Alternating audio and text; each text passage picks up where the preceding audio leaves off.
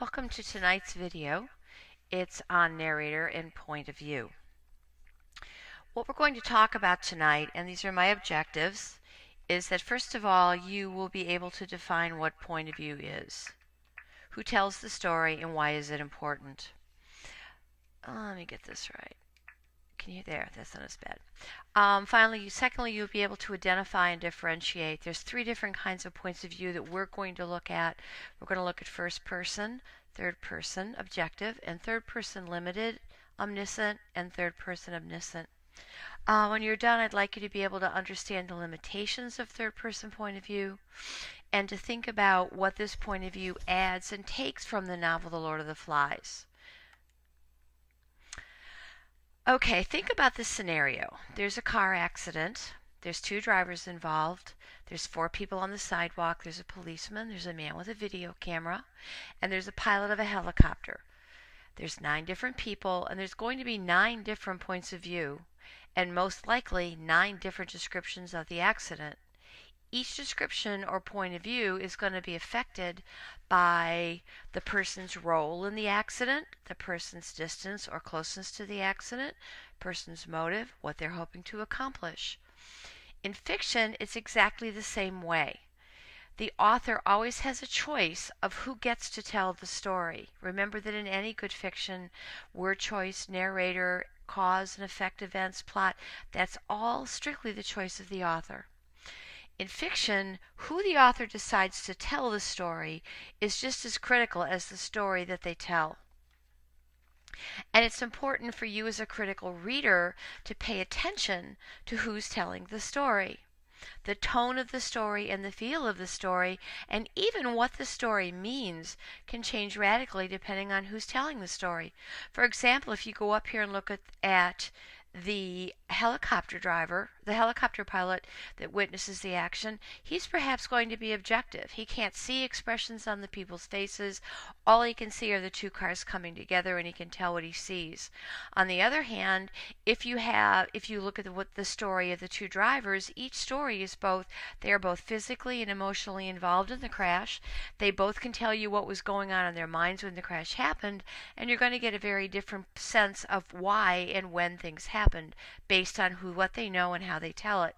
And that's exactly the same with point of view. What you need to remember when you're reading literature is that there is always someone between you, the reader, and the action of the story, because you can't witness it yourself. That's the biggest difference between watching a movie and reading the book, is the narrator that comes between you and the action. That someone is the person the author has chosen to tell the story from his or her own point of view. And this particular angle of vision, this particular point of view from which the people, the events, and the details of the story are viewed are critical to consider when you're trying to do a close reading of a window book. Stop and think about why a window book, the point of view is so different than with a mirror book. What do you think? Well, I can give you one big one. With a mirror book, the people in the story are just like you. They're your age. They live in a place and a time just like the place and the time you live in. So that a lot of what they say reflects the way you think, the way you act, and it's very easy for you to understand it. The issue of point of view is not such a struggle for you in a mirror book. But in a window book, who tells the story is critical. I'm going to do a real quick review of the kinds of point of view, and this should be a review. If you have questions about this, make sure that they get asked in class, please. There's 2 kinds of points of view, 2 basic kinds. And if I was going to do a graphic organizer, I would kind of set it up like this, as objective and omniscient or knowing. S-C-I-E-N-T. Remember that psi means to know. All right, an objective point of view, the writer tells the story, but there is nothing more in it than what they can see. It's just the facts, the action, and what someone said. Objective is no interpretation, no spin, no emotion. It would be the helicopter pilot. A-T-I-O-N. This is what I saw. This car was traveling north. This car was traveling south. This car was going this number of miles an hour. There were 2 people in it. This car was going this number of miles an hour. There was 1 person in it. This car crossed the median. This car hit that car first. Strictly objective. No opinion, no object, no emotion. Simply what happened. The narrator never tells you anything about what the characters think or feel because the narrator doesn't know it. They are simply a detached observer. Newspaper stories are meant to be objective points of view. Then we get into the omniscient and limited omniscient points of view. A narrator who knows everything about all of the characters. Omni is all.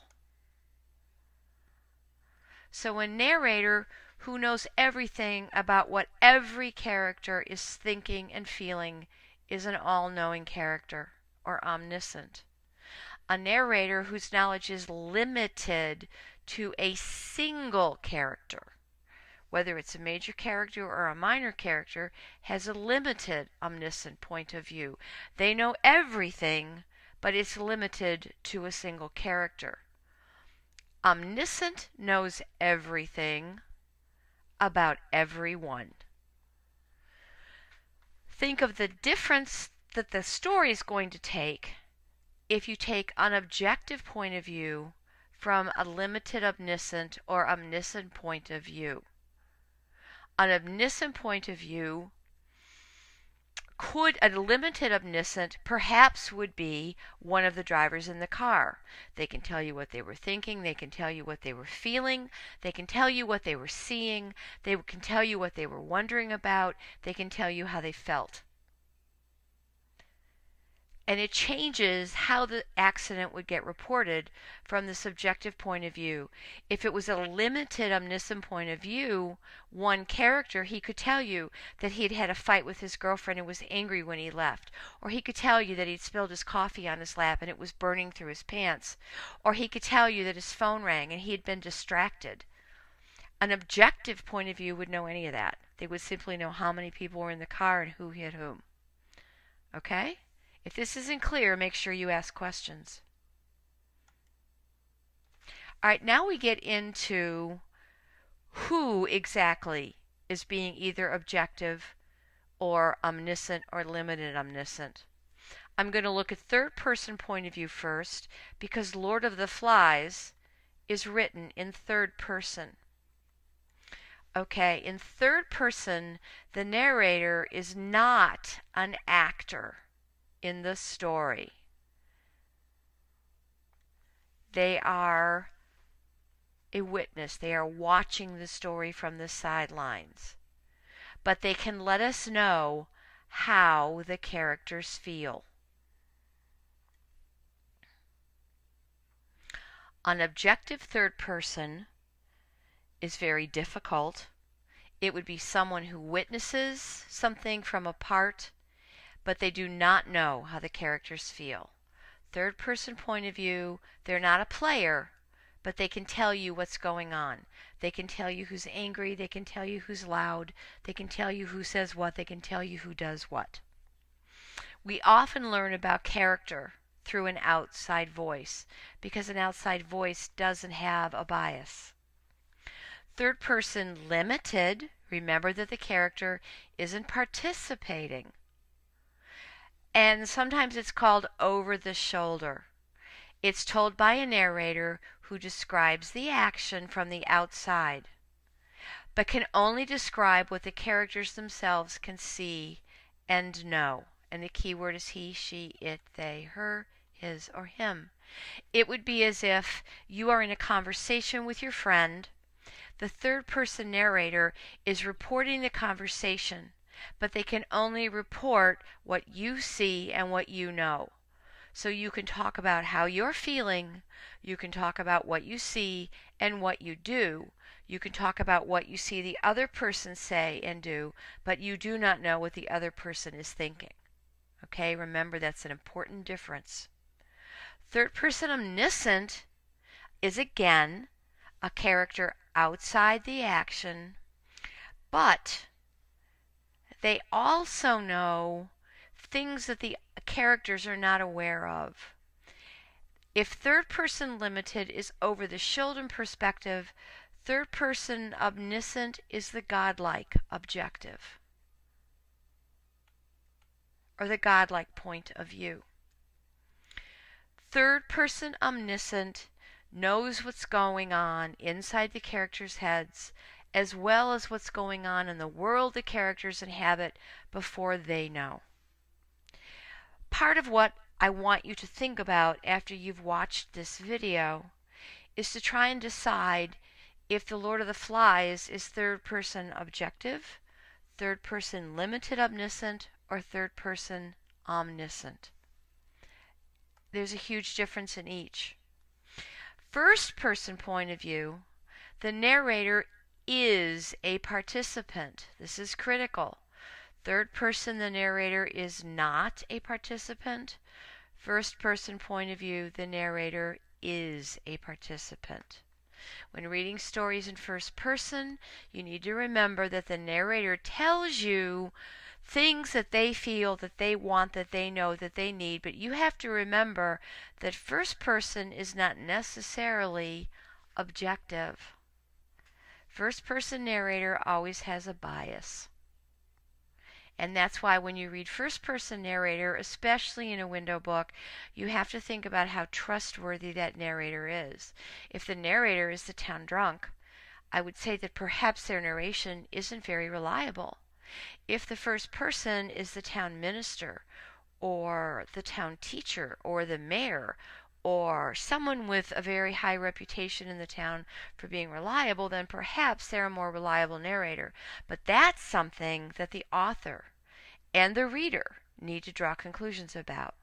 So we've had third person, which does not participate, third person limited omniscient and omniscient, and we have first person who does participate and is not ever objective. Okay, I would like you to think about these questions. First of all, I would like you to be ready to be prepared to discuss in seminar what you think the point of view of this novel is. It's third person, I'll tell you that. Which third person is it? And how could you tell? What were your hints in chapters 1 through 3 as to who the narrator was? Ooh, I gave it away. Let's cover that. Not so hot. If you read ahead, this is going to be 1 and 2 are easy for you. What are the advantages for this particular point of view? Where are there examples that you wouldn't have known? Oh, and we're back to this again. What would the above thoughts or actions, if you didn't know them, change the way you thought about the character? What are some examples of things that we learn about in any other way? Are there things that we know about that are not told through the narrator? The ways that the actions, perhaps what the characters say, or how the characters speak. And this is important as well. The other thing I want you to think about is, why was this Golding's choice? How does this third person narration impact his purpose?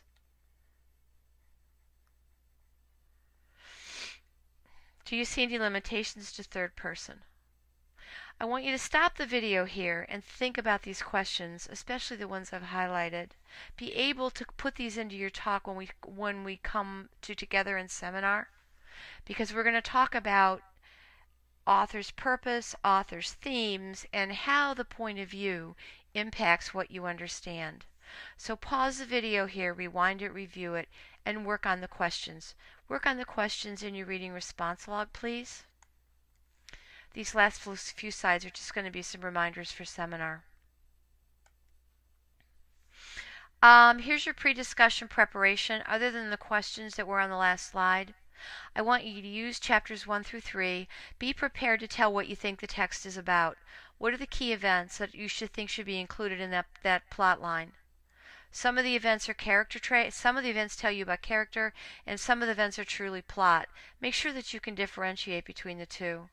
I want you to have at least 5 quotes, 5 words or phrases that you think are key to understanding this section of the novel. And what do you think each of these mean? This is going to be an important discussion. There's a lot to talk about in chapters 1 through 3, and I want to make sure that we're focused. So if you notice, all the preparation gets at what do you think is the heart of those first 3 chapters. I want you to describe the 3 most important chapters in 3 or fewer words.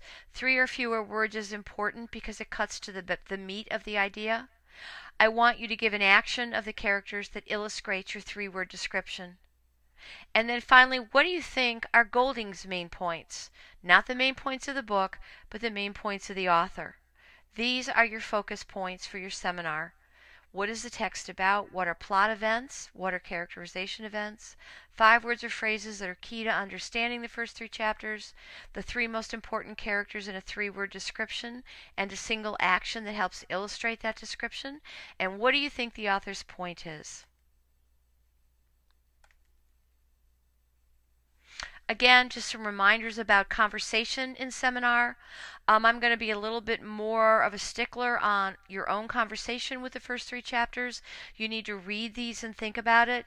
And here's some suggestions for participating, especially if you have a very hard time getting into the conversation. You might want to copy these onto a note card, or into your writer's notebook and have them where you can see them. I agree with blank because, but I want to add another reason why I think blank is true. These are just some things to set you up to help you prepare to speak. And finally, a quick review on the rules for seminar. You need to refer to the text. This time we are not talking from opinion, like we did the first seminar for Lord of the Flies. This time it is strictly based on what you find in the text. You will be graded on whether or not you can support what you say by using what the author said in the text. It's okay to pass when you're asked to contribute, which implies that within a seminar you can call on your peers.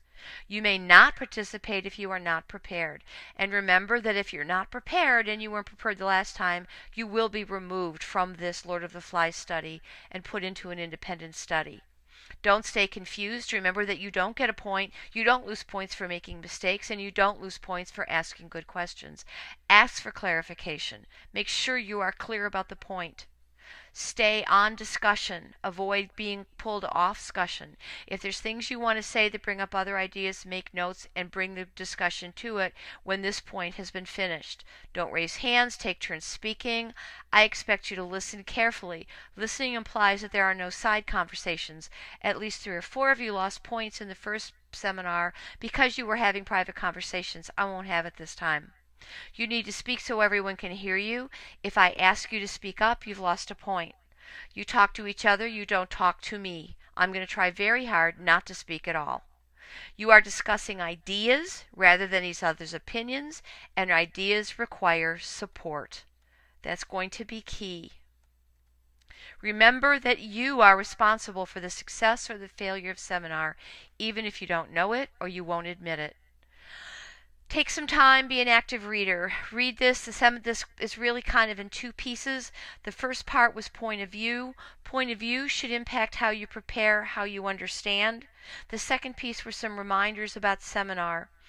Rewind, rewatch, think about this, be thoughtful about this. You are going to need to post a summary on the point of view portion of the video. You do not need to summarize the seminar. Your summary will be posted in NiceNet on conferring, under the topic labeled with your bell. Have a good evening, and I will see you in class.